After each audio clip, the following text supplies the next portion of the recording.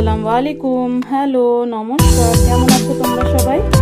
আমি খুব ভালো আছি। আশা করি তোমরা খুব ভালো আছো। Welcome to Majestic food catch life with Sania. আজকে আমি তোমাদের সাথে শেয়ার করব চিকেন মালাই কাবাব মশালা। তো চিকেনটা আমি পিষে নিয়েছিলাম মিক্সিতে, সেটা আর আমি শুট করতে পারিনি।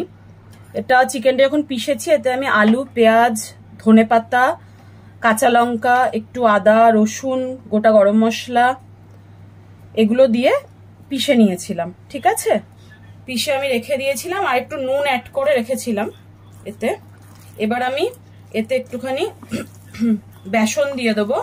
ছাতু দিলে ভালো হতো, কিন্তু ছাতু আমার কাছে এখন নেই। তো একটু বেসন এতে আমি মিক্সড করব যাতে এটা একটু টাইট হয়ে আটকে যায়। ঠিক আছে, এতে আমি অ্যাড করলাম কিছুটা, বেশি দেব না তাহলে একটুখানি খ্যাস খ্যাস করে খেতে। তো অল্প একটুখানি জাস্ট বাইন্ডিংটার জন্য আমি কিছুটা বেসন এতে অ্যাড করলাম। এটাকে এবার ভালো করে মিক্সড করে নেব। অন্যদিকে দেখো, তেল আমি গরম করতে বসিয়ে দিয়েছি। আর এবার আমি কি করব, এই কাবাবগুলোকে আমি ইয়েতে ভাজবো না, মানে পোড়াবো না বা ইয়ে করবো না, গ্রিল করবো না, কেননা ওতে টাইমটা অনেক বেশি চলে যায়। তো সেই কারণে আমি এগুলোকে তেলে ভেজে নেব ছোট্ট ছোট্ট করে। প্রথমে কাবাবের মতো করে, মানে যেরকম শিক কাবাব হয় সেরকম করে বানিয়ে নেব। বানিয়ে তারপরে ওটাকে আমি ছোট ছোট করে ভেজে নেব। ঠিক আছে,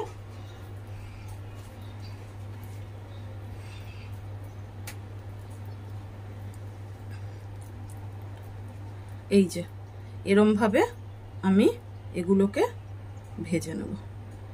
ছোট ছোট করে ভাজবো যাতে মশলাটা করার পরে এর মধ্যে যেন যে গ্রেভিটা আছে, গ্রেভিটা যেন ভালোভাবে ঢুকতে পারে, সেইভাবে।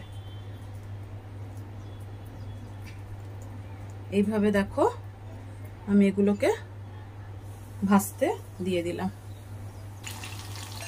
এভাবে উল্টে পাল্টে এগুলোকে একটু ভেজে নেব আমি। অতিরিক্ত কড়া ভাজা করবে না, তাহলে এগুলো শক্ত হয়ে যাবে। কেমন হালকা ভাজবো। দেখো আমার এগুলো কিন্তু ভাজা হয়ে গেছে। ঠিক আছে, কাবাবগুলোকে এবার, এগুলো কিন্তু শুকনো খেতেও ভীষণ ভালো লাগে। হ্যাঁ, তো যাই হোক, এটা আমি আজকে শুকনো করব না। তো প্রথমে আমি এখন দেখো গরম করতে কড়াইটা চড়িয়ে দিয়েছি। এতে এবার একটু আমি অলিভ অয়েল অ্যাড করব। এই রান্নাটা কিন্তু আমি সাদা তেলে আগে করতাম, কিন্তু এখন আমি অলিভ অয়েল এটাকে রান্না করি, কারণ সাদা তেল এখন আর ইউজ করি না, সয়াবিন অয়েল।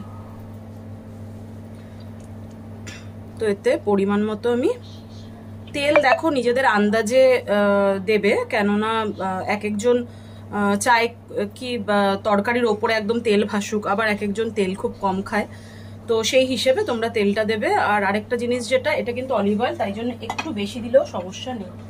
ঠিক আছে, এটা তোমরা সয়াবিন অয়েলও করতে পারো বা সানফ্লাওয়ার অয়েলও করতে পারো। এবার আমি পেঁয়াজ পেস্ট করে রেখেছিলাম। তেলটা গরম হয়ে গেলে পেঁয়াজ পেস্টটা আমি এতে দিয়ে দেবো। পেঁয়াজ পেশাটা আমি দিয়ে দিয়েছি এতে।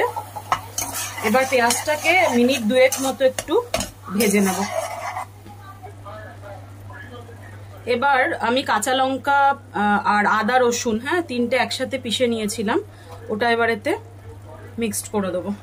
দিয়ে আবার এটাকে একটু কষতে থাকবো যাতে কাঁচা গন্ধটা এর থেকে চলে যায়। এবার এতে একটু দিয়ে দেবো জিরের গুঁড়ো, আর দেবো কাশ্মীরি লঙ্কা গুঁড়ো। আমি কিন্তু কাশ্মীরি লঙ্কা গুঁড়োই সবসময় ইউজ করি। দেবো একটুখানি হলুদ গুঁড়ো। এবার দেবো ধনে গুঁড়ো, আর দিয়ে দেবো নুন। নুনটা অবশ্যই কিন্তু আন্দাজ মতো, ইভেন সব মশলাই নিজেদের আন্দাজ মতো কিন্তু দেবে। এবার এটাকে ভালো করে আবার কষতে থাকবো।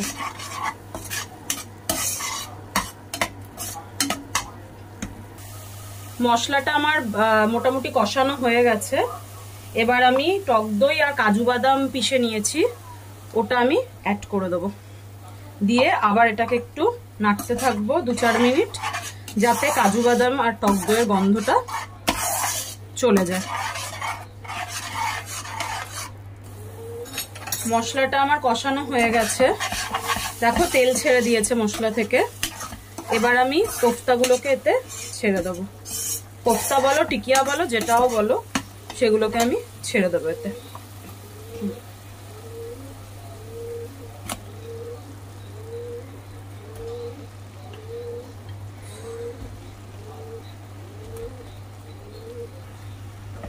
এবার মশলার সাথে কোফতাগুলোকে ভালো করে মিশিয়ে নেব। এটা কিন্তু খেতে খুবই সুস্বাদু হয়, তোমরা কিন্তু অবশ্যই এটা বাড়িতে ট্রাই করে দেখো।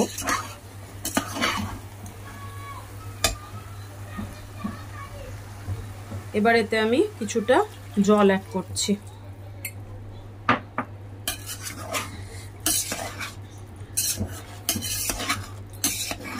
জল অ্যাড করে এটাকে আমি ভালো করে এইভাবে মিশিয়ে নেব। এই কোফতাগুলোকে তোমরা বিভিন্ন শেপের করতে পারো, কেউ গোল করতে পারো, যেরকম ইচ্ছে, ঠিক আছে? নিজেদের ইচ্ছে মতো কিন্তু এতে শেপ দিতে পারো। আচ্ছা, এবার আমি আমুলের ফ্রেশ ক্রিম একটু ওপর থেকে এটাতে অ্যাড করছি। একটু রাখবে যাতে পরে ওপর থেকে আবার অ্যাড করতে পারো। এখন এটাকে আমি এইভাবে ভালো করে মিলিয়ে ফুটতে দিয়ে দেবো, ঠিক আছে? এটা কড়াইটাকে আমি ঢেকে দেবো। ঢেকে এটা ভালো করে কোফতাগুলো আমার যেন ওই মশলায় সিদ্ধ হয়ে যায়। এটা কিন্তু রেডি হয়ে গেছে। একটু আমি ঝোল ঝোল রেখেছি, কেননা কোফতা কিন্তু অনেকটা জল টেনে নেবে, সেই কারণে। আচ্ছা, লাস্টে একদম আমি যেটা করব, ওপর থেকে একটু ফ্রেশ ক্রিম আর একটু আমি দিয়ে দিলাম। এই রান্নাটা কিন্তু ফ্রেশ ক্রিম না দিলে একদমই অসম্পূর্ণ, এটা একদম নেসেসারি ফ্রেশ ক্রিমটা দেওয়া। আর তার সাথে আমি দিয়ে দেবো কসৌরি মেথি। এইভাবে হাতে একটু ঘষে গুঁড়ো করে ওপর থেকে ছড়িয়ে দেবো। এটাও কিন্তু ভীষণ জরুরি, ঠিক আছে? তাহলে রান্নাটা মোটামুটি কমপ্লিট হয়ে গেল। তোমরা কিন্তু বাড়িতে সবাই ট্রাই করে এটা অবশ্যই দেখো।